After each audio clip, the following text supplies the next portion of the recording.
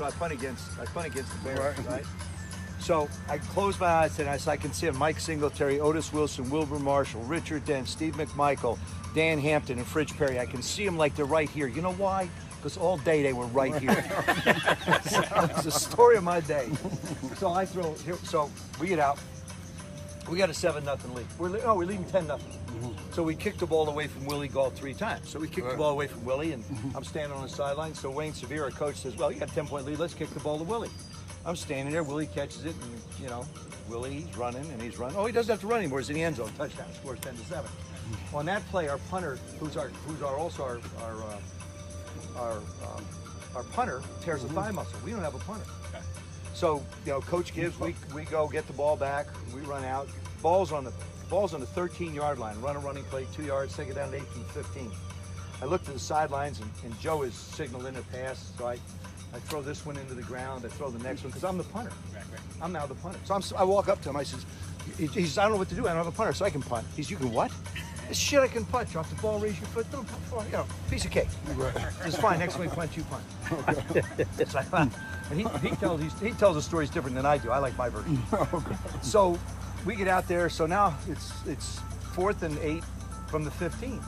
I'm standing on a goal line, Soldiers Field. This is my punting debut. Danny White did it, so why the hell couldn't I? Right. Figure a piece of cake. Catch it.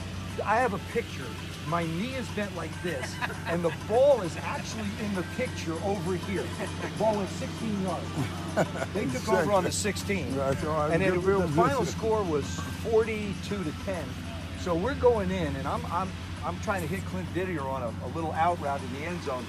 The ball goes here, bounces off his hands, and it winds up spinning on his shoulder. Dave Durison picks it off. And Dave's running down the sidelines, and I'm pissed off. I'm chasing him. I catch him now. I'm going to tackle him because I'm really pissed. So I grab him like this, and I pull him down on top of him and knock the breath out of myself.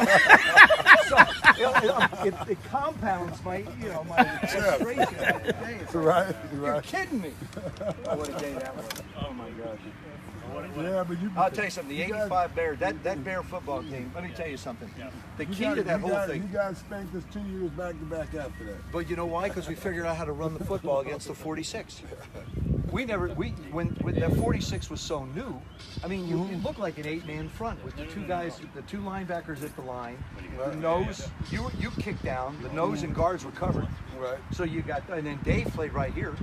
So really, it was an 8-man front. Right. So somebody was going to be free, and what they used to do is everybody used to double response, go middle linebacker to outside backer. Right. Well, all you needed to do was hesitate 1 second. It's what the Raiders did to us in the Super Bowl. They'd line up a safety and a backer outside, and they'd bring one of them. So we're on about the 15-yard line going in, and I drop back, and all of a sudden I get ear-holed by somebody. And I'm walking to the sidelines, and my helmet's crooked, and my shirt's out like this, and I walked up to Joe, and I said, "Joe, who's blocking that outside backer?" And he looks down at his sheet, and he says, "He's supposed to be blocked." I said, "Look at me. Does it look like somebody's being blocked?" Come on, Coach. Please, let's figure it out. But it was off. All right, so other than can I steal a quick pick with these two Hall of Famers? Absolutely. In the middle. Yeah, catch in the middle. Joe, I was going to ask you, the best quarterback other than yourself, Tom Brady, Peyton Manning, who are you going with? First of all, it's not me. Get in here, guys. Get in here. I'll text it to you guys. There we go.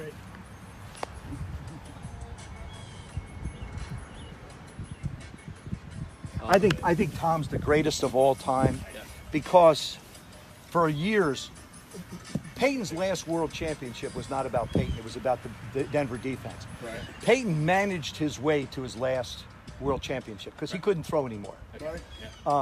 For the years that he played in Indianapolis, he had Reggie and Marvin for a lot of years. So everything, and it's the same thing with Joe in San Francisco. He had Jerry, he had John Taylor, he had Brent, he had Roger in the back. There was a group around him that was pretty consistent for a large part of what they did. Tom has had a merry-go-round, and he manages to do it. I mean, he's played in 8 Super Bowls. There's only been 52. Bill's coached in 10 of them.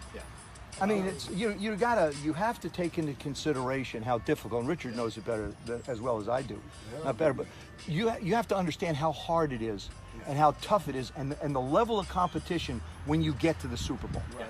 The speed of the game changes at every level. There's three different ways the league officiates. There's 3 different levels of football. The league officiates the preseason on an experimental basis. A lot of flags. We want to make people aware we're trying stuff. The regular season, it depends on the crew. Pick it up. Some will let you nuzzle people down the field. Some will let you grab. Sometimes they'll hold, sometimes they won't. And then you get into the playoffs, and they let them play football. Then let go. Take the wings off. Do you know how many penalties? Take them off. Penalties were called against the New England Patriots in this Super Bowl? In a 60-minute football game, there's what? That's like watching the NBA. There's one time walking or one time three. I think I said just before, I sent a tweet out the other day, the hardest job in professional sports is being an NBA referee. Those guys beat the crap out of one another. Nobody says anything. Crazy. Get a picture of this cat here, real quick. Let's get a picture of this guy. Mason, get with Joe. Tom knew play ball, what they do, they have no spectacular receivers, but what they do is on first and second down, they Plays throw the golf at ball. Chapel Hill, so he's a player. Future pro right there, golf right there. Cool. Awesome.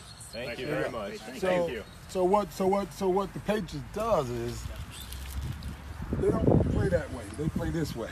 Okay. See, so as you get closer to the goal, there's more yardage this way than it is that way. So they'll go 3 yards, go some, 5 yards in here, and try to get something out of it. And they make you cover from sideline to they sideline. know that you're going to defend this. Depth. But you can't And defend that. that. That's 53 right. yards. And that's what happened on goal line. A lot of coaches, you get on the goal line, coaches, you're on a 10 and everybody protecting the end zone. Yeah. But they will protect 50 to 50. That's why you play there, right? Yeah. That's a very good point. Hey Joe, quick question. Yeah. I deal a lot with student athletes. How important is an education? I think an education is the most important thing you can get. Understand this, that as an athlete, you can lose your athletic ability. Heck, my leg was broken, and I was at the point of my career where I was making more money than anything. I was at the peak of my career. So everybody would look at me and say, oh, what a great athlete you are. Then all of a sudden it was gone in an instant. In an instant, your life can change athletically. And it isn't just athletically, for young ladies out there as well. Your life can change in so many different ways. The one thing God gives us is the opportunity to be able to learn. And secondly, the other thing is no one can ever take away what you put in between your ears. So if you invest in an education, you're always going to have something to fall back on. Because even professional careers, world of professional football, 3.6 years. So by the time you're 25 years old, if you start in professional football, you're probably going to start looking for another job. So please do me a favor, do yourself a favor.